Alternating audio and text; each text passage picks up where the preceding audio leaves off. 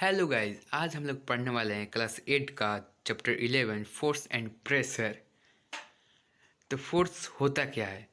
तो force is defined as any external agent effort in the form of push और pull that occur due to interaction of two bodies. इसके कहने का मतलब है force वो होता है दो बॉडी के बीच में इंटरेक्शन होता है पुश और पुल के फॉर्म में, उसे हम लोग फोर्स कहते हैं। अब एज फॉर एग्जांपल हम एक चेयर को धक्का दे रहे हैं तो हमारे और चेयर के बीच में इंटरेक्शन हो रहा है, ठीक है। और एक और डिफिनीशन है यहाँ पे, फोर्स इज द पुल और push that occur due to interaction of two bodies. वही है दो बॉडीज के बीच में जो इंटरेक्शन हो रहा है पुश और पुल के फॉर्म में, उसे हम लोग फोर्स कहते हैं। फोर्स को एफ से डिनोट किया जाता है। अब हम लोग देखेंगे इम्पैक्ट ऑफ फोर्स, मतलब फोर्स क्या क्या कर सकता है। Force can change the state of motion of the object on which it is applied.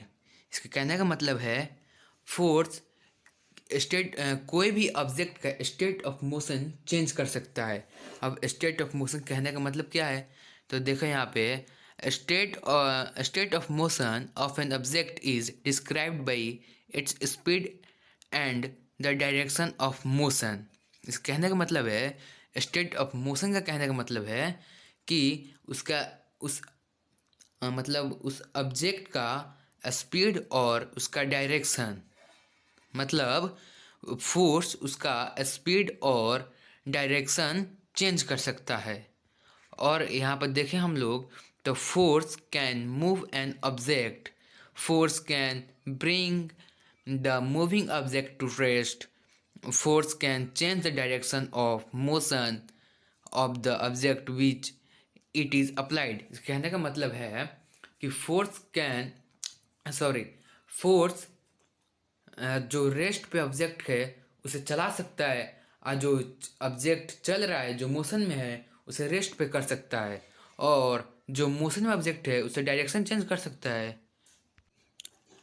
और फोर्स किसी ऑब्जेक्ट का शेप एंड साइज चेंज कर सकता है। जैसे कि हम लोग अगर वो डो देखें, डो आटा का, उसको हम लोग एक पंच मारेंगे तो क्या होगा, उसका साइज चेंज हो जाएगा, उसका शेप चेंज हो जाएगा, ठीक है। हमारा अगला टॉपिक है magnitude of force. All the force are not same strength. It can be of less strength or more strength. The strength or quantity of a force is called its magnitude. Magnitude of a force is represented by number of digits. A larger force have more magnitude and vice versa. कहने का मतलब है कि एक example से समझे तो अब हमको चेयर को धक्का देना है, तो चेयर को धक्का देने के लिए अब कितने न्यूटन का फोर्स लगेगा, अब एक नंबर में रिप्रेजेंट किया जाएगा ना कि इतना न्यूटन का फोर्स लगा है, तो उस नंबर को ही मैग्नीट्यूड बोलते हैं। स्ट्रेंथ, डिस्टेंस, ये उसका क्वांटिटी, कितना क्वांटिटी का फोर्स है, और 5 न्यूटन, और 5 हो गया मैग्नीट्यूड, ठीक है। अब formula and units of force. Formula of force, force निकालने का फार्मूला होता है एम इंटू ए। एम से मास, ए से एक्सेलरेशन। मास मतलब किसी ऑब्जेक्ट का मास, मतलब वो कितना वजन का है, और एक्सेलरेशन कभी दूसरे वीडियो में कवर करेंगे। Where M is mass of the body and A is the acceleration. जैसे हम बोले acceleration, a rate of change of velocity of a body is called acceleration. Due to acceleration, the velocity of a body goes on increase with time. Rate of velocity, acceleration का definition का मतलब है किसी एक body का velocity का rate को acceleration कहते हैं। अब एक्सेलरेशन का फॉर्मूला होता है इनिशियल, नहीं sorry, final minus initial upon time. ये एक्सेलरेशन का फॉर्मूला है। अब जो वेलोसिटी नहीं जानता है उसको एक्सेलरेशन समझ में नहीं आएगा, तो जो जानता है उसके लिए ठीक है, अगर नहीं जानता है वो हम दूसरे वीडियो में कवर करेंगे वेलोसिटी को। मोमेंटम, मोमेंटम ये हमारा न्यू टॉपिक है। Okay, the product of mass and velocity of an object और बॉडी इज कॉल्ड मोमेंटम। देखो मोमेंटम बस हम समझाते हैं अपने वर्ड में। मोमेंटम उसे कहते हैं ना, मास, मोमेंटम का फॉर्मूला भी होता है mass into velocity. Velocity velocity एक बस स्पीड ही जैसा होता है, स्पीड ही है एक। वेलोसिटी स्पीड ही को कहते हैं, लेकिन उसका वेलोसिटी नाम है, मतलब पूरा का पूरा वेलोसिटी स्पीड ही जैसा है। ठीक है, स्पीड ही समझो। ठीक है, द मास इनटू वेलोसिटी। अब जैसे एक एग्जांपल समझाएं हैं, तो एक दीवार है, ठीक, उसमें एक ले जाके ट्रक भिड़ा दें, तो उसका अगर मास कम होगा, अगर मास कम होगा और वेलोसिटी ज़्यादा होगा, मतलब स्पीड ज़्यादा होगा, तब भी ज़्यादा डैमेज करेगा, और वेलोसिटी कम होगा और मास ज़्यादा होगा तब भी ज़्यादा डैमेज करेगा। समझ में आ गया? अगर हम मोमेंटम निकालते हैं ना, तो ये पता चलता है उस दीवार को कितना डैमेज पहुंचा है। ठीक है, momentum is zero when the body is at rest. मतलब वो उस ट्रक, मतलब वो हमारा एग्जाम्पल जो था, उस ट्रक अगर वो रेस्ट पे है तो मोमेंटम जीरो होगा, क्योंकि उसका डैमेज कुछ होगा ही नहीं, उस दीवार का कुछ डैमेज होगा ही नहीं, तो इसलिए उसका मोमेंटम जीरो होगा। ठीक है, अगला टॉपिक है यूनिट ऑफ फोर्स। इसमें हम देखेंगे फोर्स का फॉर्मूला और फोर्स का यूनिट। इसे समझने के लिए सबसे पहले आपको ये समझना होगा, देखिए ये एक्सेलरेशन है। देखिए पॉइंट ए और पॉइंट बी तक, देखिए पहले आप समझिए कि एक्सेलरेशन होता क्या है। एक्सेलरेशन हम उसे कहते हैं ना कि कितना किसी गाड़ी में कितना एक्सेलरेट हो रहा है पर सेकंड, पर सेकंड कितना एक्सेलरेट हो रहा है, उसे हम लोग एक्सेलरेशन कहते हैं। अब जैसे पॉइंट ए से पॉइंट बी तक एक गाड़ी को जाने में 5 सेकंड का समय लगता है, और वो ए से बी तक जाता है तो उसका 10 10 मीटर पर सेकंड का वेलोसिटी हो जाता है। वेलोसिटी मतलब क्या, स्पीड का भाई वेलोसिटी। ठीक है ना,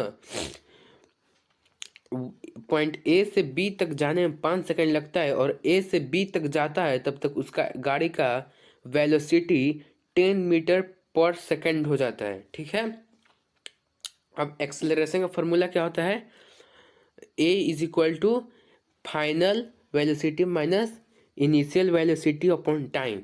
ठीक, तो यहाँ पे हम लोग देखेंगे किस तरह से कैलकुलेट करते हैं। तो एक्सेलरेशन का यहाँ पे फाइनल क्या है, 10 मीटर पर सेकेंड। इसका लास्ट स्पीड पॉइंट बी तक पहुँचा तो उसका स्पीड 10 मीटर पर सेकेंड है। ठीक, उसमें से माइनस कर देंगे इनिशियल, कितना से शुरू किया, तो 0 मीटर पर सेकेंड के वेलोसिटी से स्टार्ट किया, मतलब स्पीड से। स्पीड नहीं होगा, वेलोसिटी ही होगा, आपको समझाने के लिए हम स्पीड बोल रहे हैं। ठीक है ना, ये वेलोसिटी ही होगा। और अपॉन टाइम 5 सेकंड में पहुंचा है, इसको घटाएंगे तो 10/5 होगा, और इसमें 10 मीटर पर सेकेंड और नीचे 5 second is equal to 2 metre पर सेकेंड स्क्वायर कैसे होगा, हम आइए हम आपको समझाते हैं। यहाँ पे नीचे देखिए ग्रीन में जो है क्या है, मीटर पर सेकेंड अपॉन 5। ठीक, और वहाँ पर ऊपर में जो है मीटर पर सेकेंड, वो भी तो वही है ना ये। ठीक है, वो भी तो वही है, अपॉन में है ना एस ये, और उसके बाद नीचे में भी एस है, इसलिए यहाँ पे एस एस इंटू हो गया है, और ऊपर में एम है, और यहाँ पे सेकेंड। रुक जाइए, रुकिए, आप समझिए। यहाँ पे जो है ना ये ये ms और ये जो s लिखा है m/s, मतलब m पर s, और अपॉन में फिर यहाँ पे s है, ठीक। तो इसको हम जब आगे करेंगे इसको, मतलब, और तो यहाँ पे जो s है वो भी तो अपॉन में है, यहाँ पे बाई लगा है, तो इसीलिए ये नीचे चला गया है, बाई में चला गया है, ठीक। बाई में चला गया है यहाँ पे, तो यहाँ पे बाई में चला गया ना, तो इसको हम लोग इंटू करेंगे तो स्क्वायर आ गया, एस स्क्वायर, और एम का एम, इसीलिए यहाँ पे 2 मीटर पर सेकंड स्क्वायर है। और जब किसी का एक्सेलरेशन 2 आ जाए तो इसका मतलब हर सेकंड वो चीज़ 2 मीटर पर सेकंड का स्पीड बढ़ेगा। हर सेकंड अगर गाड़ी का एक्सेलरेशन अगर आप 2 मीटर पर सेकंड स्क्वायर निकाल रहे हैं तो हर सेकंड 2 मीटर पर सेकंड के स्क्वायर का उसका वेलोसिटी बढ़े। दोबारा से आ चुके हैं अपने टॉपिक पे, यूनिट ऑफ फोर्स। फोर्स का फॉर्मूला आता है ma, मास इनटू एक्सेलरेशन। जैसे कि हम लोगों ने देखा, एक्सेलरेशन का यूनिट होता है m/s², और वही s² ऊपर में जाता है तो माइनस लग जाता है। Unit of force is kg/s², ठीक। ये फोर्स का यूनिट है। और हम लोग ने जैसे देखा एक्सेलरेशन का यूनिट था मीटर पर सेकंड स्क्वायर, बस ये ही, ठीक। तो ये कहाँ से आया? ये था वेलोसिटी का।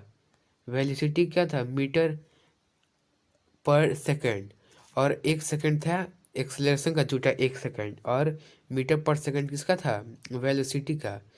तो ये पर मीटर पर सेकंड स्क्वायर क्या हो गया? एक्सेलरेशन का। इसलिए मास का केजी और मीटर पर सेकंड एक्सेलरेशन का, इसलिए ये हो गया kg/s²। हम लोग इसे कहते हैं न्यूटन। हम लोग इसे कहते हैं न्यूटन।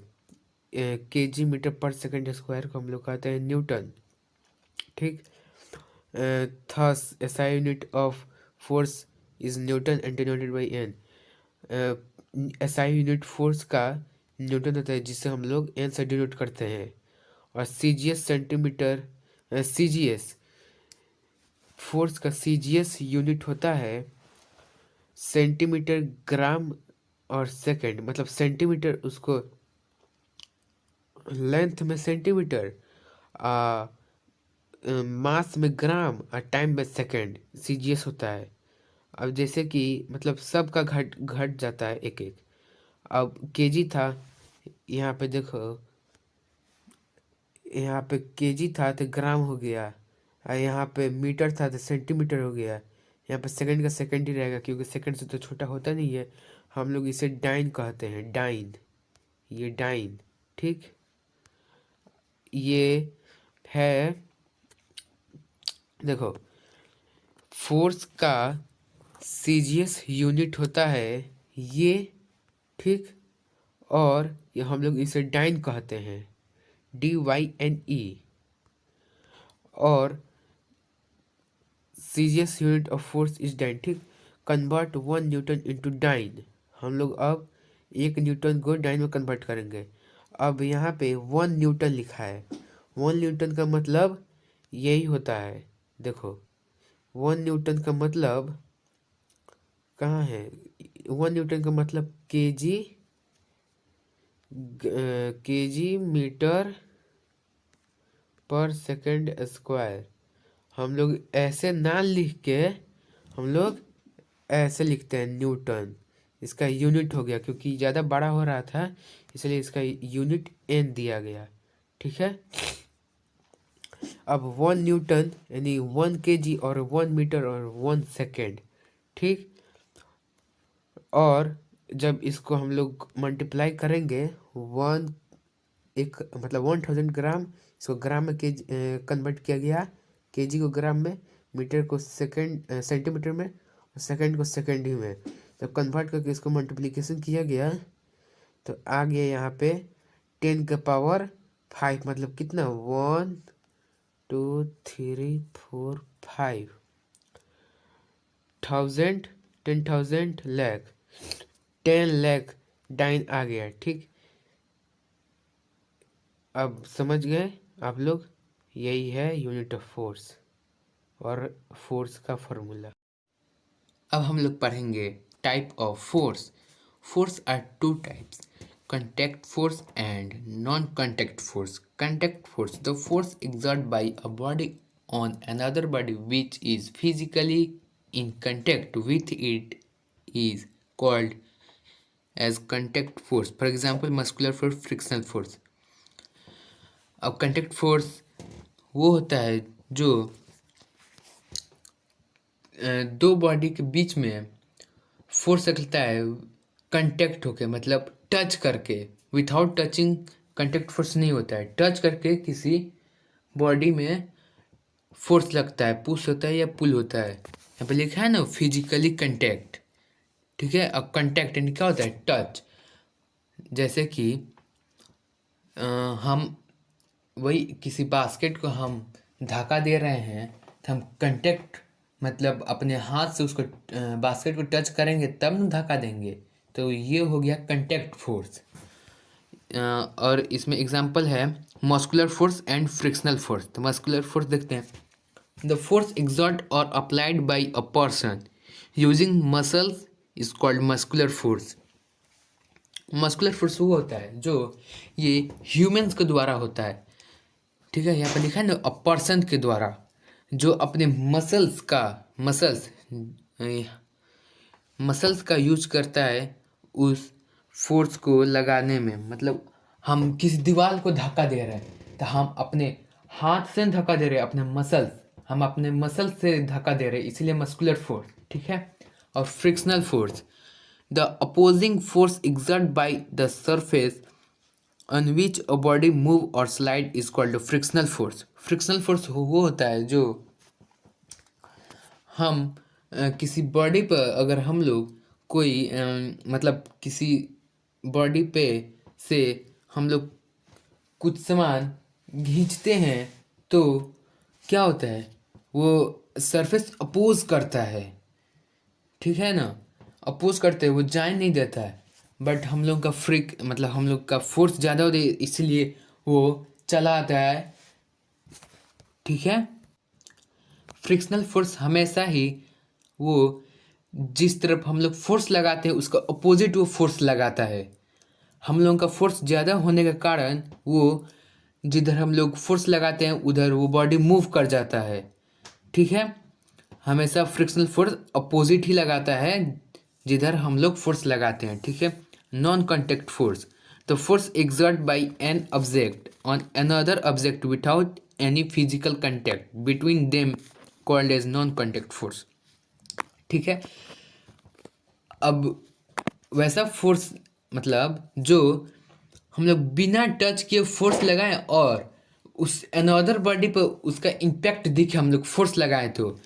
अब एग्जांपल है magnetic force and electrostatics force. Magnetic force, अगर हम लोग दो मैग्नेट लेते हैं उसका निगेटिव, दोनों का निगेटिव पोल एक साइड कर देते हैं, मतलब एक दूसरे के साइड, और उसमें हम लोग टच करेंगे तो वो कांटेक्ट में नहीं होगा, लेकिन उसका इम्पैक्ट दिखेगा कि वो दूसरा मैग्नेट वो पीछे जाएगा। तो ये हो गया non contact force, physically contact में नहीं होता है। ठीक है, और ग्रेविटेशनल फोर्स भी दिखता नहीं है, लेकिन क्या करता है वो खींच के रखा रहता है। Magnetic force, the force exert by a magnet on another magnet और other magnet material like iron, nickel, cobalt etcetera is called a magnetic force. Magnetic force वो होता है जो एक मैग्नेट दूसरे मैग्नेट पर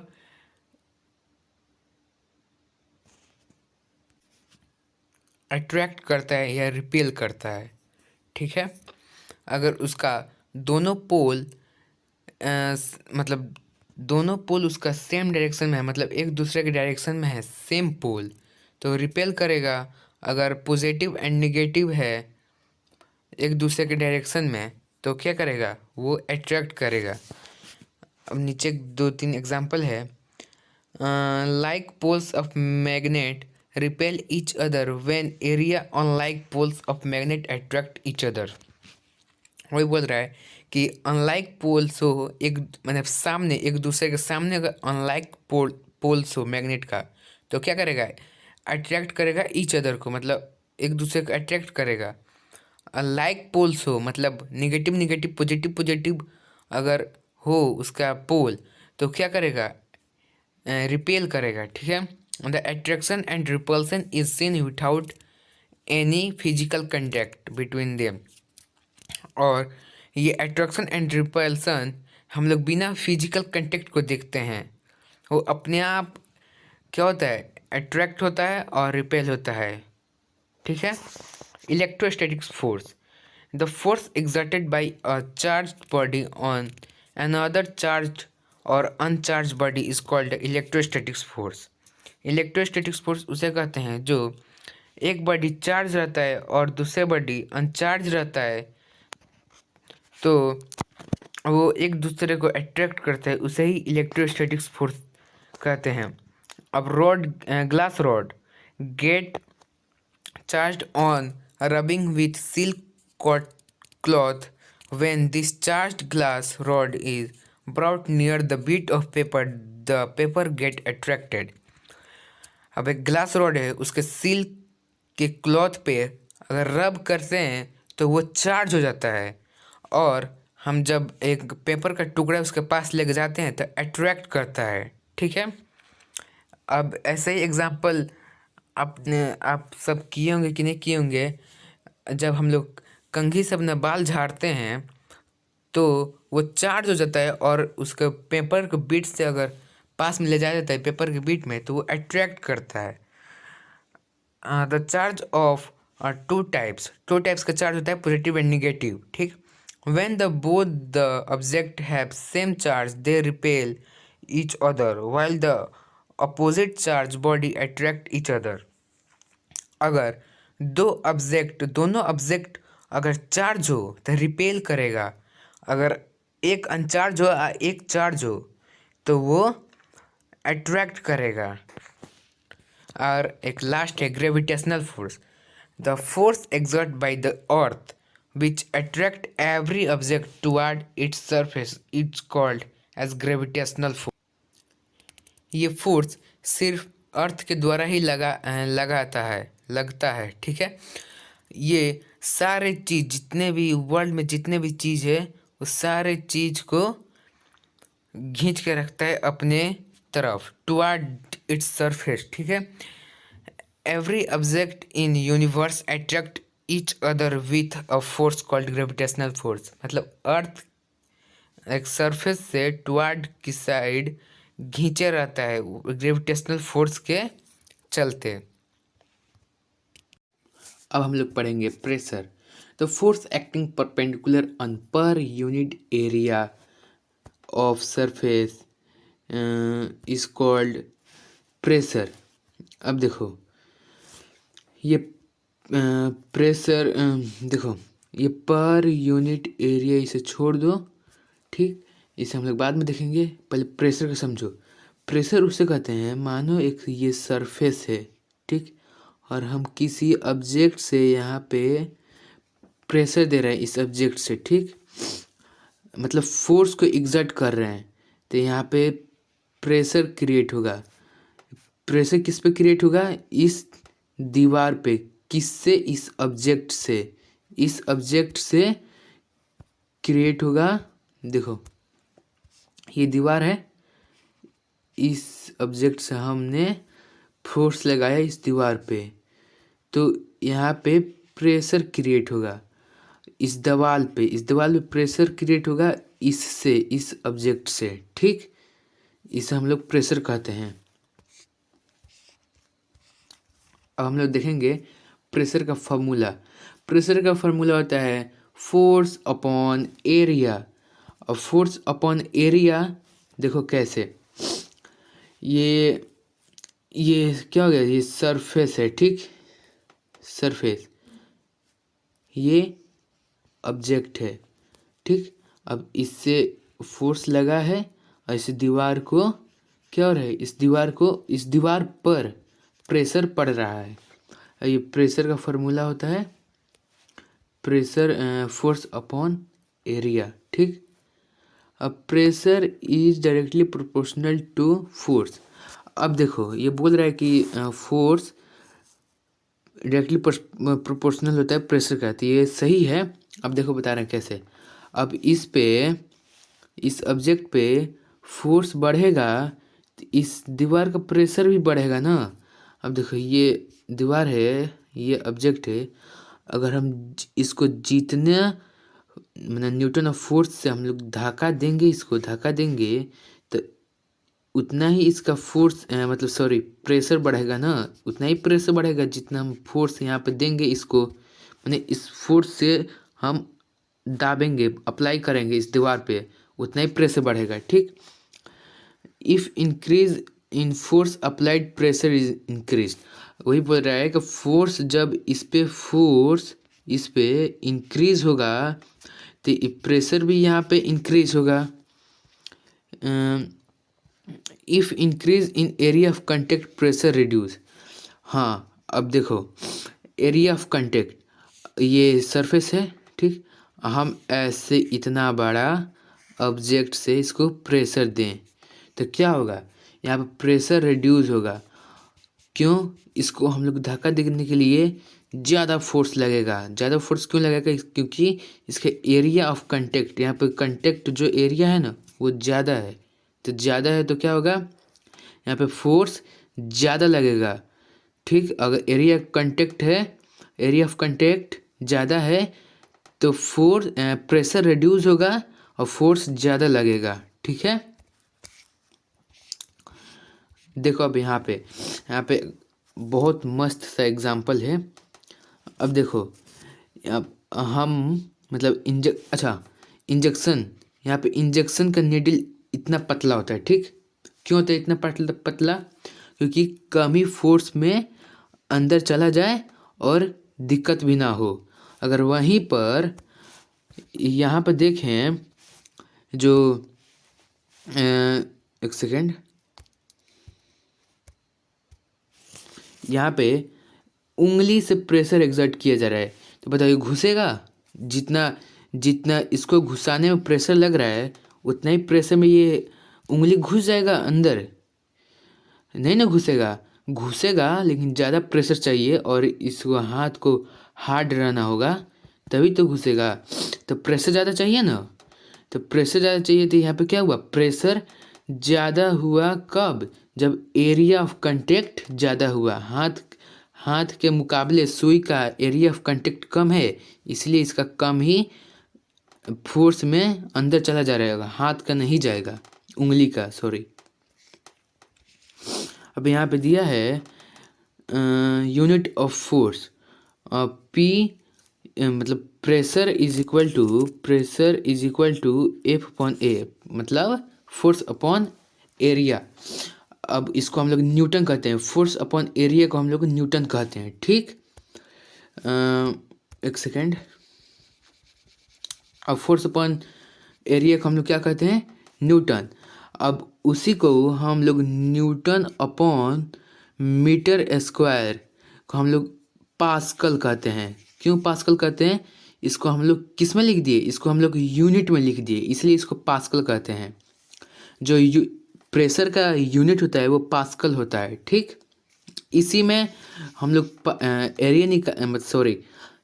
प्रेशर निकालेंगे तो इसी में आएगा पास्कल में, मतलब हम लोग एन अपॉन मीटर स्क्वायर में आएगा, लेकिन हम लोग ये नहीं कहेंगे, हम लोग कहेंगे पास्कल, जिसको हम डिनोट करते हैं पीए से। ठीक, अब यहाँ पर देखते हैं डायमेंशन ऑफ प्रेशर।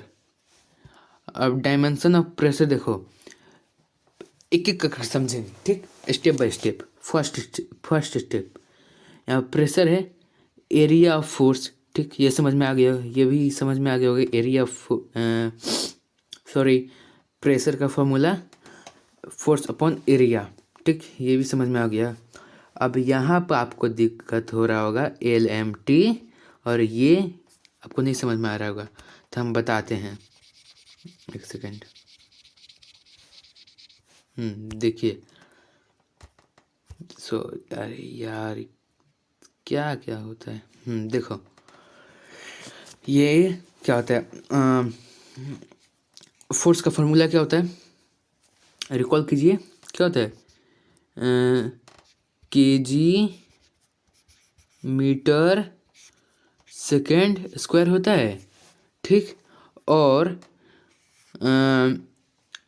एरिया, जो एरिया निकालने के लिए, सरफेस के एरिया निकालने के लिए किस में आता है आंसर, मतलब उसका यूनिट किस, क्या है यूनिट, मीटर स्क्वायर है, मीटर स्क्वायर होता है ना भाई एरिया निकालने के लिए यूनिट।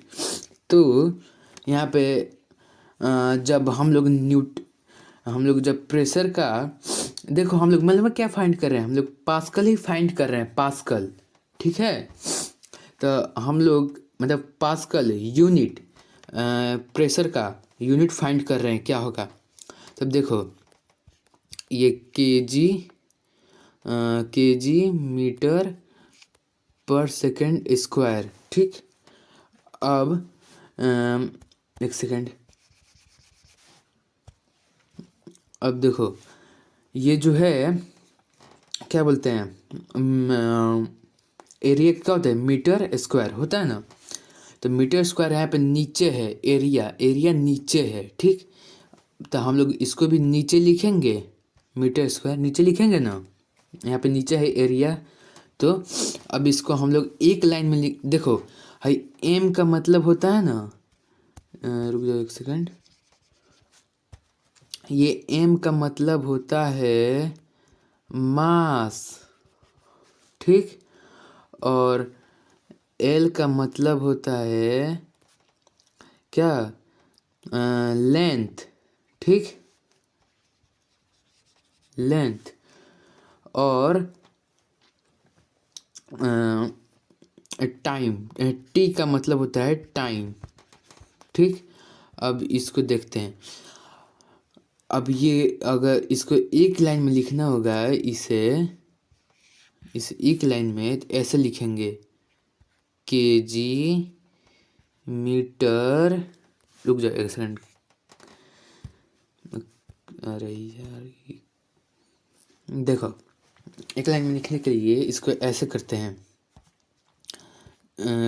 केजी मीटर पर सेकेंड स्क्वायर, और नीचे एरिया है, तो एरिया का ऐसा यूनिट क्या होता है, मीटर स्क्वायर।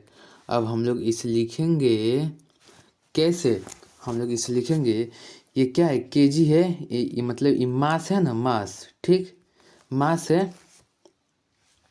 हम लिख लेंगे एम, और ये क्या है, लेंथ है, मीटर है, ठीक।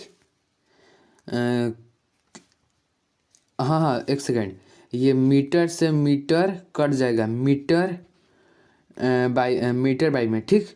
तो मीटर से मीटर कटेगा तो मीटर बचेगा, क्योंकि मीटर स्क्वायर है यहाँ पे, ठीक। तो यहाँ पे मीटर क्या है, लेंथ है, तो एल हो जाएगा माइनस एल, क्यों, क्योंकि नीचे है, ठीक। लेंथ है मीटर, ठीक। अब ये टाइम है, तो टाइम हो जाएगा क्या, टाइम हो जाएगा आपका -2, ये हो गया डायमेंशन, ठीक, जो कि यहाँ पे दिया है। अब यहाँ पे तो आप बोल रहे हो कि m1 दिया है, तो m1 अपने मन से डाल दो, क्योंकि 1 का वैल्यू तो होता नहीं है इसलिए, ठीक है। डायमेंशन आपको पता चल गया क्या होता है। अब इसी को हम लोग क्या बोलते हैं, पास्कल, ठीक है।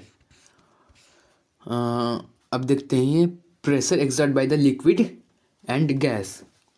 अब देखो, अब अपने घर पे एक्सपेरिमेंट करना, बोतल या जग में फुल वाटर से फिल कर देना, ठीक। उसके नीचे में क्या करना, छोटा सा होल कर देना। अब जैसे जैसे उसका पानी का लेवल कम होगा, वैसे वैसे उसका क्या बोलते हैं, होल से पानी गिरने का स्पीड भी कम होगा, क्यों, क्योंकि ये लिक्विड का प्रेशर होता है। अच्छा आप सुने होंगे कि घड़ी में लिखा रहता है water resistant for 30 metres deep, 30 metre deep, 50 metre deep. क्यों? क्योंकि उसको 50 और 30 मीटर डीप के अंदर जाएगा तो वो उस घड़ी में पानी घुस जाएगा, इसलिए लिखा रहता है 30 और 50 मीटर डीप। ठीक है, और हम लोग देखते हैं, एक सेकेंड।